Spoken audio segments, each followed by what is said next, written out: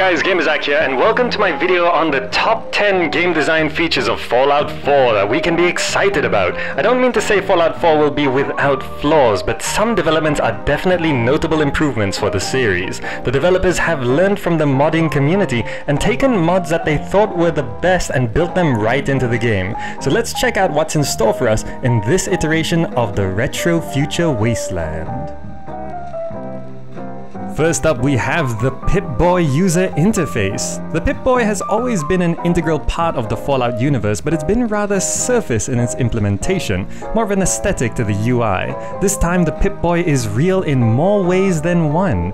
In-game, the wrist-attached device comes alive with animations and features such as being able to play game cartridges that you find in the waste, or use it as a radio to listen to smooth jazz while annihilating your enemies.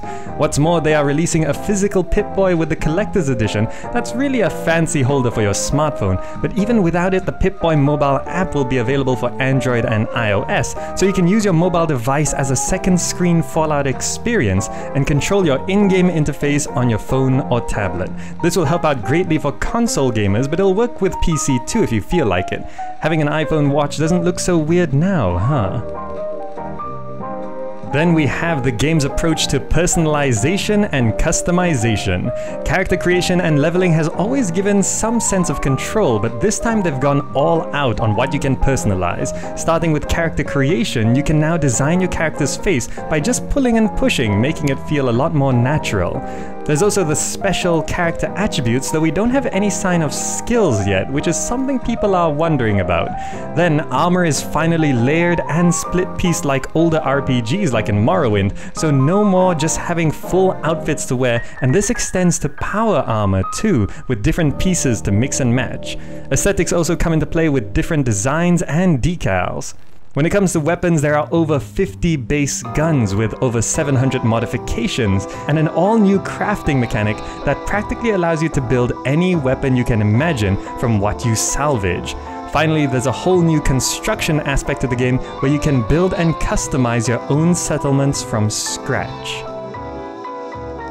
Speaking of, next we have player-run settlements. This time around you have a more hands-on approach to developing the wasteland. From the materials you scavenge, you'll be able to build and develop settlements at a number of large areas deemed suitable. Build structures, farm, supply water, generate electricity, and wire things up to build something comfortable enough to attract NPCs, some of which are merchants with some of the best items in the game. You can also run trade routes between settlements to generate extra cash for yourself. Oh, but don't forget to build defenses and equip your guards, as you're bound to be attacked by raider scum. After all that, we can now say that there's purposeful scavenging. This one's for you guys who collected all those burnt books. From the Pipboy cartridges to scrap for weapons and armor to materials for your settlement, probably one of the biggest changes to how Fallout will play is that all the junk you come across now has some use. When it comes to crafting, there is some freedom to what you need. So for example, you need metal for a piece of something, and you can use a variety of metal objects to fill that slot, like tin cans, toys, or metal scraps.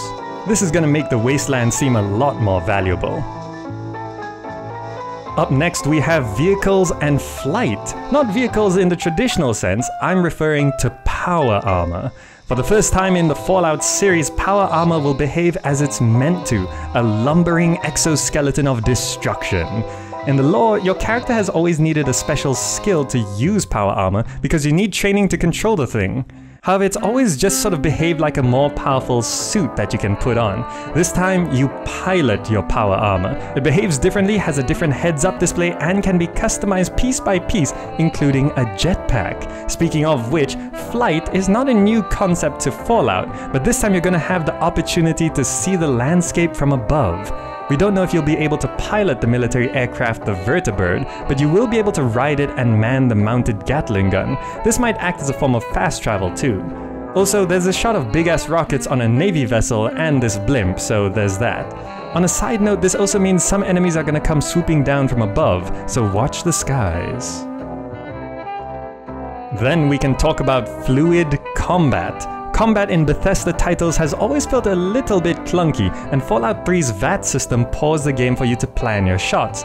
This time, a number of changes have been implemented to make combat feel more fluid and engaging. Firstly, VATS is now a slowdown rather than a pause, keeping the action going and not turning VATS into an alternative pause button. Ranged weapons have melee attacks, as can be seen in the trailer, and the bayonet option in the crafting footage. Finally, armor targeting is probably going to be way more important with the split-piece armor system, especially against power armor, and we can imagine shooting at softer spots in the enemy's outfits. So targeting and creating weak spots is most likely going to play a bigger role in combat. Next, we have the most controversial point of development, dynamic dialogue. This time your character, whether man or woman, is voiced. A voice protagonist already has some people up in arms and questions of immersion are going around, but the dialogue system has also been made dynamic. It's looking a lot more like the Mass Effect style of conversation, but it has also been stated that this will make dialogue more free-form and character interaction should feel more natural and contextual. Not saying the old system was perfect or even the best option, but I have a feeling that some of you are gonna love this change and others are not. This could be a great implementation, but we won't know for sure until we try it out for ourselves. Though fret not, there are always mods. And speaking of mods, we now have mods for consoles. I know this is mainly a PC channel, but this is great news regardless. Mods are going to be available for console versions of the game. It's not entirely clear in what form and if it'll work out as intended, but let's hope this doesn't end up breaking any consoles. Additionally, it's been stated that there are no plans for paid mods for Fallout 4, so I guess we won't be getting our Brahmin armor that I'm sure everyone wants as much as I do. Next up, we can hope to have useful companions. Bethesda companions. All the way back to Morrowind and up to Skyrim, companions have always been clunky, vulnerable, or they simply get stuck on a rock and disappear forever. In Fallout 4, however, the game intends for you to have a constant companion by your side in the form of man's best friend, Dogmeat. It is of course optional to bring Dogmeat along, but with this as such a big design decision, we can expect that companion mechanics will have been improved significantly. Dogmeat can be commanded to fetch things and move around, and also will help out in combat. Hopefully this translates over to human companions too, but we'll have to wait to try it out and see. As a side note, Dogmeat has been confirmed to be immortal, so no killing the dog on sight. Well, until that gets modded in, which will probably take like a whole few hours. And finally, on a more technical note, the game is going to run on an upgraded creation engine. The creation engine is something that was implemented starting with Skyrim, but don't worry, they've fixed it up a bit. The game will now natively be able to run physically based rendering and dynamic volumetric lighting. What do these words mean? Well, it's going to look a lot better. Anyway, if this new engine works as promised, it would feel a lot like applying an ENB onto the game, though if you have a specific ENB that you already have in mind, porting over an ENB from Skyrim shouldn't be too difficult since it's still the same engine. That, however, might not be doable on consoles.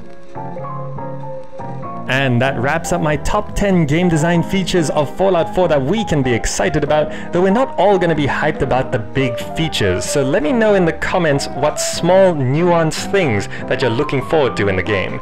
Either way, Fallout 4 is set for release on the 10th of November this year. Alright, hope you enjoyed the list, thanks so much for watching, and I'll see you in the next video.